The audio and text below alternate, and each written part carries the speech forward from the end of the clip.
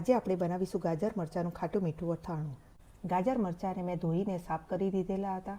એની અંદર આપણે 1 ચમચી હળદર અને 1 ચમચી મીઠું એડ કરીશું। સરસ રીતે બધું મિક્સ કરી લઈશું।